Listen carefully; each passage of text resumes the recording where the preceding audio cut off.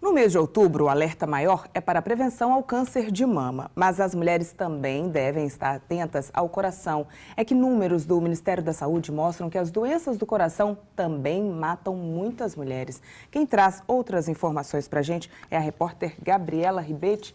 Gabi, eu volto com você. Então, Fabiola, eu estou aqui com o Dr. Paulo Cristo e ele já me deu um dado aqui assustador até sobre o número de mortes de mulheres por infarto e derrame. Então, doutor, é alto? É bastante alto. Quando a gente junta infarto e derrame, isso consegue, infelizmente, matar mais do que todos os tipos de cânceres juntos. E isso não é uma novidade, não acontece só do ano passado para cá. Isso, infelizmente, quando a gente pega a série histórica do Ministério da Saúde, isso, na verdade, tem se mantido bem assim nos últimos anos. E o que está levando tantas mulheres a infartarem, a ter derrame? Os mesmos fatores de risco para doença cardiovascular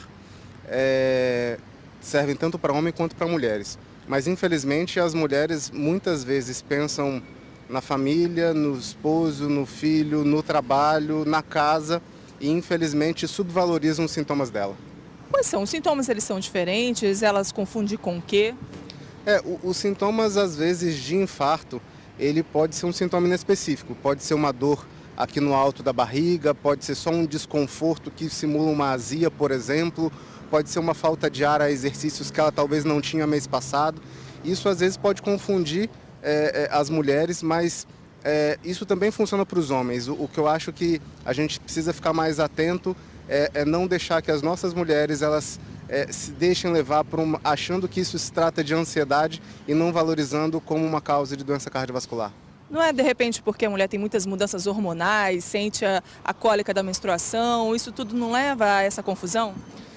Acho que fazer educação em saúde é importante justamente para isso, para explicar o que é um sintoma que pode ser potencialmente grave ou não. Na verdade, os hormônios são protetores para as mulheres.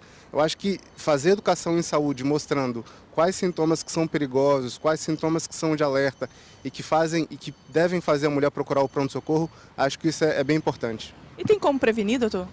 Sim. Os fatores de proteção são os conhecidos também já para os homens.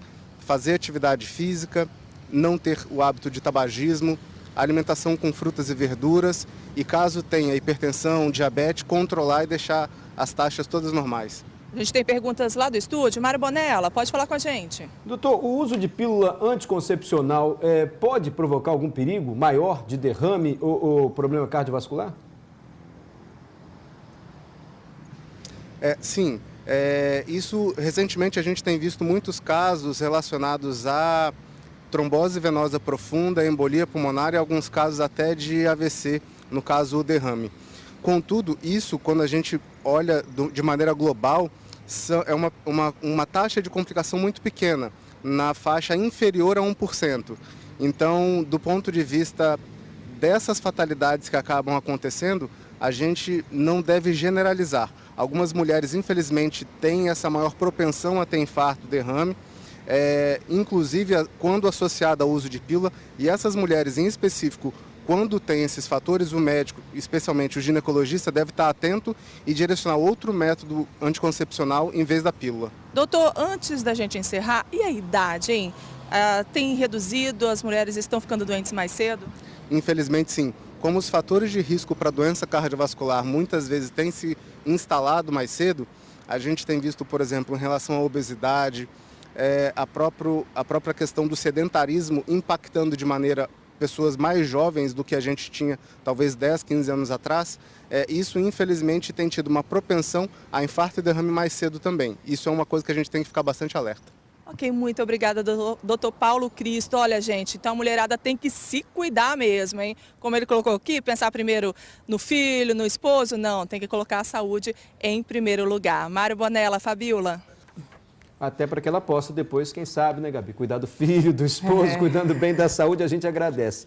Obrigado, Gabi, obrigado ao doutor também.